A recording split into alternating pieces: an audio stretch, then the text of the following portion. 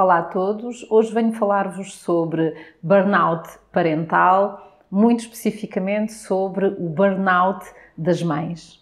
O burnout pode ser resumido como uma sensação constante de exaustão e que pode traduzir-se em alguma sintomatologia depressiva, ansiosa, irritabilidade e, neste contexto específico da parentalidade, pode conduzir, por exemplo, à rejeição dos próprios filhos e, sobretudo, muito mais frequentemente, à sensação de não se ser feliz no exercício da parentalidade. Aquilo que eu espero poder fazer ao longo do vídeo de hoje é partilhar um conjunto de dicas que possam ajudar todos os pais e mães nestas circunstâncias, mas em específico todas as mães que estejam efetivamente a sentir-se esgotadas no exercício da parentalidade. Ora, porquê especificamente as mães? A verdade é que há muito mais pressão sobre as mulheres, sobre as mães, do que há sobre os homens. Depois, entre as mães, entre os grupos de mães, também tende a haver mais pressão e, de uma maneira geral, nós acabamos efetivamente por ser mais exigentes connosco e com as outras mães que estão à nossa volta. Então, eu gostava de começar por dizer que, para a generalidade dos pais e mães, há efetivamente um antes e depois. Ou seja, antes de sermos pais e mães, de uma maneira geral, nós até podemos não ter uma visão cor-de-rosa sobre a parentalidade, mas há um conjunto de sonhos, há um conjunto de expectativas que, de uma maneira geral, se alteram depois de termos filhos. Há uma série de coisas que nós jurávamos que não íamos fazer e que acabamos por fazer, e depois há efetivamente um conjunto de expectativas que podem não ser compatíveis, sobretudo com a nossa realidade. Aceitar que assim seja é meio caminho para que nós possamos sentir-nos felizes no exercício da parentalidade e evitemos efetivamente o burnout. A primeira dica é o tempo para descansar. É evidente que é muito mais fácil falar do que fazer.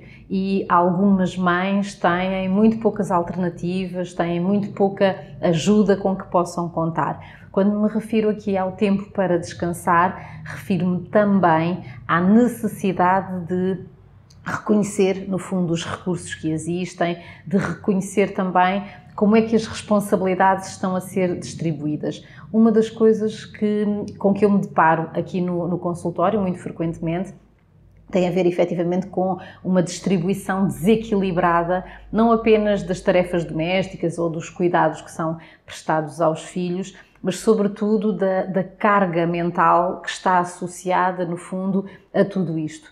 Há algumas vezes, quando proponho, por exemplo, aos casais que façam esse reconhecimento, o reconhecimento das responsabilidades domésticas, entre aspas, aquilo que constato é que até pode haver uma divisão mais ou menos equilibrada, por exemplo, das tarefas que têm a ver com a lida da casa, mas depois toda a carga mental, toda a preparação dos cuidados associados aos filhos, as preocupações relacionadas com as contas, com a marcação de consultas, com os trabalhos de casa, tudo isto está maioritariamente nos ombros da mulher. Ora, haver aqui uma redistribuição pode ser essencial para que se crie efetivamente tempo para que a mulher, para que a mãe também possa descansar. Depois, ainda para que haja tempo para que as mães descansem, é importante interiorizar que muito provavelmente há coisas que vão ficar por fazer.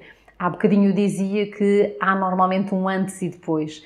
Antes de termos filhos e ainda enquanto estamos grávidas, por exemplo, é normal que idealizemos um quarto do bebê sempre arrumado, um bebê sempre limpo e cheiroso, que nós próprias estejamos sempre impecáveis, possamos continuar a receber os nossos amigos e que tudo esteja normal. Com a chegada de um filho e, sobretudo, com a chegada do segundo ou do terceiro filho, nós damos-nos conta de que é importante dosear as expectativas e, algumas vezes, para que consigamos respeitar o nosso corpo, a nossa cabeça, o nosso cansaço, é importante que deixemos cair algumas coisas, é importante que deixemos cair algumas expectativas, mesmo que estejamos a falar de coisas tão importantes quanto o dar banho ao bebê, o dar banho à criança, ou seja, Idealmente, nós deveríamos dar banho aos nossos filhos todos os dias. Agora, não será saudável nem para eles, nem para nós, que façamos disso uma regra inflexível, mesmo quando nos sentimos absolutamente de rastos. Só se conseguirmos, efetivamente, deixar cair algumas coisas, só se conseguirmos respeitar-nos, é que vamos evitar o burnout. Eu posso partilhar aqui uma situação muito pessoal. A propósito do nascimento do meu primeiro filho, eu tinha muita vontade de amamentar e tinha muitas expectativas em relação a isso. A verdade é que, ao fim de poucos dias, eu dei-me conta de que isso não poderia acontecer. Não poderia acontecer para mim, isto é, fisicamente não estava a ser viável, e eu dei-me conta de que emocionalmente eu só conseguiria estar lá para o meu filho na medida em que deixasse cair essa expectativa. Foi duro, como é sempre, na medida em que nós sonhemos, na medida em que nós queiramos muito que alguma coisa se concretize, mas a verdade é que foi a escolha que me permitiu continuar a ser a melhor mãe que eu poderia ser para o meu filho. A segunda dica diz respeito a tentar travar quaisquer sentimentos de culpa. De novo, não é fácil, é normal no sentido de ser frequente que nos culpemos por não estarmos a conseguir fazer as coisas como idealizámos, como gostaríamos que fossem feitas, mas é fundamental que travemos a autocrítica, que travemos os sentimentos de culpa. Uma das formas de o fazermos tem a ver com travarmos quaisquer exercícios de comparação. A nossa realidade é a nossa realidade e ninguém a conhece tão bem quanto nós. Da mesma maneira, a realidade que nós observamos noutras mulheres, noutras famílias, não só não nos diz respeito, como a visão que nós temos dessas mulheres, dessas famílias, é uma visão distorcida. Isto é, porque nós não conhecemos por inteiro os recursos a que aquelas pessoas têm acesso, nem os desafios por que estão a passar. Quando nós nos comparamos com mulheres ou famílias que nos parecem, entre aspas, melhores, mais funcionais do que a nossa, nós estamos a puxar-nos para baixo.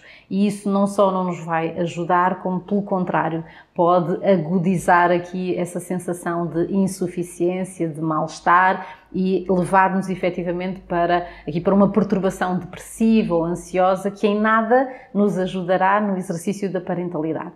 Ainda a propósito de escolhermos travar os sentimentos de culpa, é fundamental que aceitemos, que abracemos, no fundo, a nossa imperfeição. Eu não me canso de dizer, não há famílias perfeitas, não há pessoas perfeitas, não há pais nem mães perfeitos, assim como não há filhos perfeitos. Quando há pouco me referia aos exercícios de comparação, para que nós possamos aceitar os nossos filhos exatamente como eles são, é fundamental que travemos quaisquer exercícios de comparação. Se o meu filho não dorme a noite inteira e o filho da minha amiga dorme a noite inteira, é fundamental que eu aceite isso mesmo. Algumas crianças vão dormir melhor do que outras crianças vão comer melhor do que outras e é o que é. Quanto mais facilmente nós aceitarmos a nossa realidade, mais provavelmente nós vamos sentir-nos gratos por tudo aquilo que nós temos, mais felizes nós vamos ser, não apenas no exercício da parentalidade, mas no fundo em relação a toda a nossa vida. A terceira dica tem a ver com pedir ajuda e aceitar ajuda. Muitas vezes, e sobretudo na tal ânsia de sermos as mães que idealizamos ser, nós resistimos não apenas a pedir ajuda, mas também a aceitar a ajuda que nos é oferecida, como se isso nos diminuísse, como se isso fizesse de nós piores mães de todo.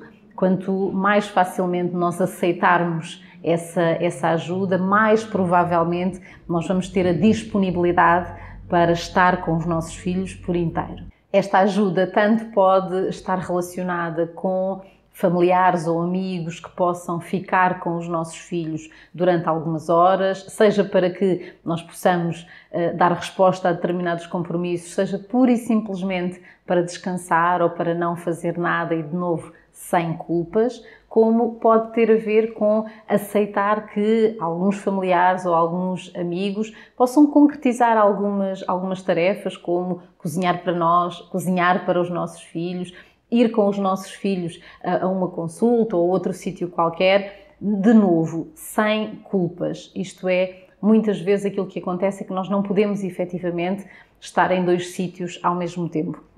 Qualquer pai ou mãe que tenha 2 ou mais filhos sabe quão duro é não poder estar ou numa consulta ou num evento qualquer relacionado com a escola dos filhos. A verdade é que nós não temos o dom da multiplicação e, portanto, na medida em que haja outras pessoas que nos possam ajudar, é fundamental que aceitemos isso mesmo. Uma das coisas que eu constato, por exemplo, aqui no consultório, tem a ver precisamente com a dificuldade que algumas mães têm em pedir ajuda, seja de familiares, seja de amigos, para ficarem com os seus filhos, para que elas possam sair, espairecer, ir até ao ginásio ou fazer alguma coisa por si, para si.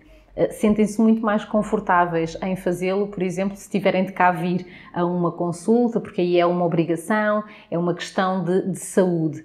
A verdade é que talvez não faça sentido que nós evitemos pedir ajuda, contar com a ajuda dos familiares para fazermos as coisas que correspondam ao autocuidado. Esperemos até estarmos num nível de exaustão tal que tenhamos mesmo de pedir ajuda, mas desta vez para que possamos ir a uma consulta de psicologia ou uma consulta médica. Fazermos aqui algumas escolhas conscientes, prudentes, podem ajudar-nos efetivamente a prevenir algumas situações, e nomeadamente o burnout. A 4ª dica tem a ver com prestar muita atenção aos próprios sentimentos. Uma das coisas mais frequentes tem a ver com o facto de as mães muito regularmente dizerem ou continuarem a dizer que está tudo bem. É fundamental reconhecer o próprio cansaço, reconhecer este estado de exaustão, esta tristeza profunda, esta irritabilidade, aceitar, no fundo, a realidade como ela é, por oposição a qualquer tentativa de mascarar os próprios sentimentos. Deste reconhecimento surgirá a inevitabilidade de algumas coisas mudarem. Isto é, se tudo continuar na mesma, o problema não vai ser resolvido, como é evidente. E não é fácil constatarmos que a dinâmica familiar vai ter de mudar ou que alguns membros da família alargada ou mesmo os nossos amigos possam ter aqui de participar no processo. Mas esse reconhecimento é essencial, o reconhecimento da necessidade de se implementar mudanças é essencial para que alguma coisa de diferente possa efetivamente ser feita e as mães possam receber a ajuda de que precisam para que possam continuar a ser mães por inteiro. Finalmente, a última dica tem a ver com deixar as crianças serem crianças. E isso tanto passa pelas próprias crianças, ou seja, por deixar aqui no sentido de aceitar que as crianças façam birra. Isto não se trata de passar a mão pela cabeça das crianças a propósito de todos os seus comportamentos, mas passa sobretudo por não alimentarmos qualquer luta interna, por não associarmos as birras ao nosso valor enquanto mães. Passa por aceitarmos que sim, as crianças vão fazer birras e sim, algumas dessas birras vão acontecer em público. É normal que as outras pessoas olhem, é normal no sentido de ser frequente que outras mães olhem, é normal que outras pessoas façam juízos de valor, o que não significa que seja saudável. Agora, o seu valor não está em causa quando, por exemplo, os seus filhos se comportam como crianças. As crianças não são soldados, uma família não é a tropa e, portanto, é normal que tudo isto aconteça. Há situações de muito cansaço, de muito desconforto, mas quanto mais olharmos para tudo isto como algo que faz parte do exercício da parentalidade, no fundo, mais felizes nós vamos ser também em contexto familiar. Deixarmos as crianças serem crianças também passa por aceitarmos, por exemplo, que a nossa casa não é um museu, que a nossa casa não faz parte das capas de revista e que não tem de estar sistematicamente imaculada. Eu arrisco dizer que, às vezes, fazer pouco em relação à arrumação da casa pode significar fazer muito em relação ao autocuidado e em relação à parentalidade. Eu insisto, nós não temos de ser perfeitos, não temos de ser perfeitas neste caso e a nossa casa também não. Deixarmos as crianças serem crianças também pode passar por aceitar que esta é uma fase, ou seja, os nossos filhos não vão ser para sempre crianças, não vão desarrumar tudo à sua volta para sempre, mas é desejável que o façam numa determinada fase da vida, porque isso implica efetivamente que tenham a liberdade para serem crianças e não para serem adultos em miniatura.